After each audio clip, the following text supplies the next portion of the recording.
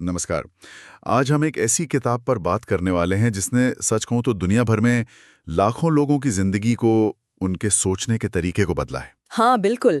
Stephen Covey की the 7 habits of highly effective people. जी, अत्यधिक प्रभावी लोगों की 7 आदतें। हमारे पास इसके कुछ खास अंश हैं और आज कोशिश करेंगे इन्हें गहराई से समझने की। आखिर ये आदतें हैं क्या और क्यों क्यों इतनी पावरफुल मानी जाती हैं? और इसका जो मूल विचार है ना, वो बड़ा गहरा है। कोवी साफ कहते हैं कि असली कामयाबी और खुशी वो बाहर की चीजों पर डिपेंड नहीं करती। अच्छा। हाँ, वो आती है हमारे अंदर से, हमारे चरित्र से, हमारे उसूलों, हमारी आदतों से। वो एक पैराडाइम शिफ्ट की बात करते हैं। पैराडाइम शिफ्ट यानी नजरिया बदलना। बिल्कुल, दुनिया को देखने का अपना तरीका बदलना। और ये जो 7 आदतें हैं, ये एक तरह का सफर है।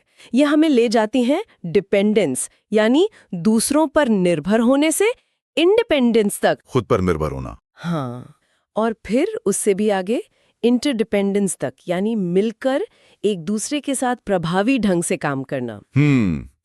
तो ये सफर शुरू कहां से होता है? मतलब पहली आदत है प्रोएक्टिव बने, बी प्रोएक्टिव। सुनने में तो काफी सीधा लगता है, पर इसका असल मतलब क्या है, प्रोएक्टिव होना? देखिए, प्रोएक्टिव होने का मतलब है अपनी जिंदगी की ड्राइविंग सीट पर बैठना। ये मानना कि हालात या दूसरे लोग हमें कंट्रोल नहीं करते हैं। हम अपनी प्रतिक्रिया, अपना रिस्पॉन्स खुद चुन सकते हैं। अपनी प्रतिक्रिया चुनना। हाँ, और इसका एक बड़ा हिस्सा है अपना फोकस उन चीजों पर रखना जिन्हें हम सच में बदल सकते हैं।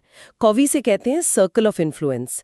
न कि उन चीजों पर चिंता करना जो हमारे बस में ही नहीं है, वो है सर्कल ऑफ कंसर्न। अच्छा, मतलब फिक्र छोड़ो, एक्शन लो, जान ले सकते हो। बिल्कुल, ये अपनी जिम्मेदारी लेना है।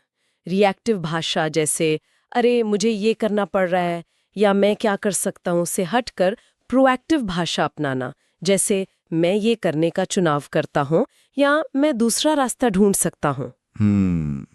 ये सुनने में भले ही आसान लगे, पर असल जिंदगी में जब कुछ गड़बड़ होती है तो पहला रिएक्शन तो वही रिएक्टिव वाला ही आता है ना। बिल्कुल आता है, इसीलिए ये एक आदत है, प्रैक्टिस करनी पड़ती है। सही कहा। अच्छा, तो जब हम ये जिम्मेदारी ले लेते हैं, फिर अगला कदम क्या है? अगला सवाल आता है, भाई जाना कहाँ है, मंजिल क्या है? और यहीं पर दूसरी आदत आती है, अंतिम लक्ष्य को ध्यान में रखकर शुरुआत करें। Begin with the and in mind. अंतिम लक्ष्य मतलब एक क्लियर विजन होना। एग्जैक्टली। कोई भी काम शुरू करने से पहले, कोई प्रोजेक्ट हो या जीवन की दिशा तय करनी हो, पहले ये साफ हो कि आखिर आप पहुंचना कहाँ चाहते हैं, परिणाम क्या चाहते हैं। कोवी से कहते हैं मेंटल क्रिएशन, जो किसी भी असली काम यानी फिजिकल क्रिएशन से पहले होनी चाहिए। मतलब पहले दिमाग में बनाओ, फिर हकीकत में। और इसका कोई टूल भी है इसे करने का तरीका? हाँ, वो पर्सनल मिशन स्टेटमेंट बनाने की सलाह देते हैं। ये एक तरह से आपके जीवन के मूल्य, आपके सिद्धांत, आपके लक्ष्य, इनका एक लिखित दस्तावेज होता है, आपका निजी संविधान। वाह, पर्सनल मिशन स्टेटमेंट, ये तो काफी गहरा है। अच्छा, तो विजन क्लियर हो गया, अब आगे तीसरी आदत है पहले महत्वपूर्ण कामों को पहले करें। Put first things first. ये तो टाइम मैनेजमेंट जैसा लग रहा है। ये टाइम मैनेजमेंट से थोड़ा ज्यादा है। ये है आत्म प्रबंधन, सेल्फ मैनेजमेंट। यहाँ कोवी का वो मशहूर टाइम मैनेजमेंट मैट्रिक्स आता है। हाँ, मैंने सुना है उसके बारे में, अर्जेंट और इम्पोर्टेंट वाला। वही 4 क्वाड्रेंट होते हैं, urgent important, not urgent important, urgent not important और नॉट अर्जेंट नॉट इम्पोर्टेंट। और फोकस कहाँ होना चाहिए? फोकस होना चाहिए क्वाड्रेंट 2 पर। वो काम जो महत्वपूर्ण है पर अर्जेंट नहीं लगते, जैसे प्लानिंग करना, रिश्ते बनाना, नई स्किल्स सीखना, सेहत का ध्यान रखना। अच्छा, जो लॉन्ग टर्म में फायदा देते हैं। बिल्कुल, प्रभावी लोग अपना ज्यादातर वक्त यही लगाते हैं। और हाँ, इसी आदत का हिस्सा है उन कामों को ना कहना सीखना जो महत्वपूर्ण नहीं है, भले वो अर्जेंट लगे। ये तो मुश्किल काम है ना कहना। मुश्किल है पर जरूरी है। तो ये पहली 3 आदतें अगर मैं देखूं तो ये सब खुद पर काम करने की हैं। इन्हें शायद निजी जीत या प्राइवेट विक्ट्री कह सकते हैं। एकदम सही कहा। ये आत्म अनुशासन, चरित्र निर्माण की नींव रखती हैं और इसी नींव पर बनती है सार्वजनिक जीत यानी पब्लिक विक्ट्री। अच्छा, तो अब हम दूसरों के साथ इंटरेक्शन पर आ रहे हैं। जी हाँ, आदत 4, 5 और 6 सार्वजनिक जीत के बारे में है। चौथी आदत है विन विन सोचें, think win win. Win win, खुद सबके लिए जीत। ये सुनने में तो बहुत अच्छा लगता है, पर क्या यह हमेशा प्रैक्टिकल है? दुनिया तो बड़ी कॉम्पिटिटिव है। देखिए, कोवी से एक मानसिकता, एक फिलॉसफी मानते हैं। ये सिर्फ एक टेक्निक नहीं है। उनका कहना है कि जिंदगी हमेशा एक जीरो सम गेम नहीं होती, कि एक जीतेगा तो दूसरा हारेगा। मतलब सहयोग की गुंजाइश हमेशा है। बिल्कुल। विन विन का मतलब है ऐसे समाधान ढूंढना जिससे सभी पक्षों को फायदा हो, आपसी सम्मान और आपसी लाभ पर आधारित रिश्ते और समझौते करना। और अगर विन विन मुमकिन ना हो तो कोवी कहते हैं कभी कभी नो डील यानी समझौता न करना ही सबसे अच्छा विन विन विकल्प होता है। ये बात तो सोचने वाली है। नो डील भी एक ऑप्शन है।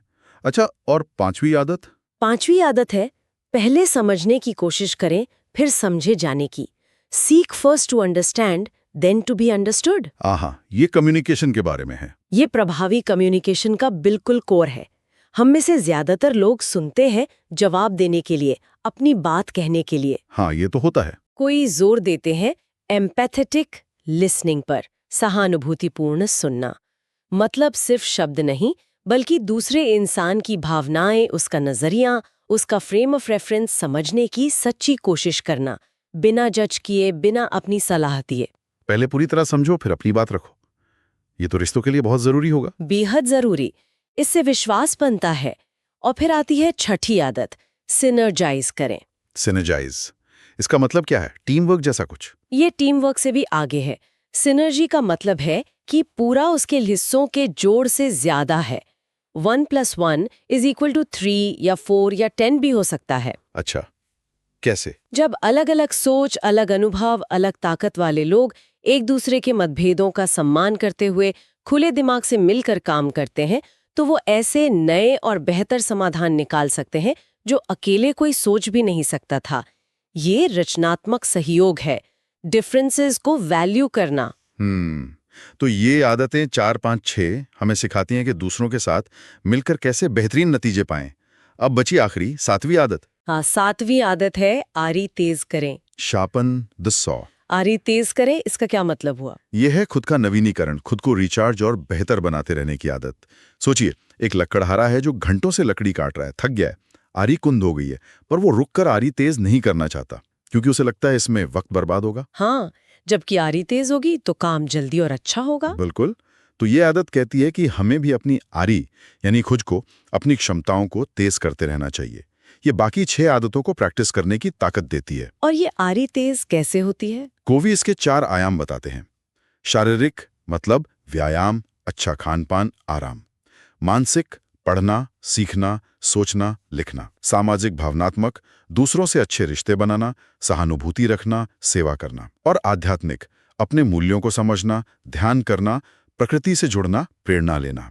चारों आयामों में संतुलन। हाँ, इन चारों में लगातार निवेश करना, खुद को रिन्यू करना ताकि हम बर्नआउट ना हो और लंबे समय तक प्रभावी बने रहें। तो ये आदत तो एक तरह से बाकी सब आदतों को सस्टेन करने के लिए है, एकदम। उनके लिए फ्यूल की तरह। एकदम, ये एक सतत प्रक्रिया है। तो कुल मिलाकर देखें, ये 7 आदतें सिर्फ कुछ करने की टिप्स नहीं है। ये तो पूरा एक जीवन जीने का नजरिया है जो चरित्र पर आधारित है। अंदर से बाहर की ओर बदलाव। बिल्कुल। जैसा हमने शुरू में कहा था, निजी जीत आदत 1-3, सार्वजनिक जीत आदत 4-6 की नींव डालती है, और आदत 7 इन सब को बनाए रखती है, ऊर्जा देती है। ये सिर्फ ज्यादा काम करने का तरीका नहीं, बल्कि एक संतुलित, सार्थक और प्रभावशाली जीवन जीने का रोड मैप है, एक बेहतर इंसान बनने का। सही कहा। तो आज की इस चर्चा को यहीं रोकते हैं, पर एक सवाल श्रोताओं के लिए छोड़ जाते हैं। इन 7 आदतों में से कोई एक ऐसी आदत जिसे आज अभी से अपनी रोज की जिंदगी में थोड़ा सा भी शामिल करने से आपको लगता है कि सबसे बड़ा सकारात्मक बदलाव आ सकता है? सोचिएगा जरूर।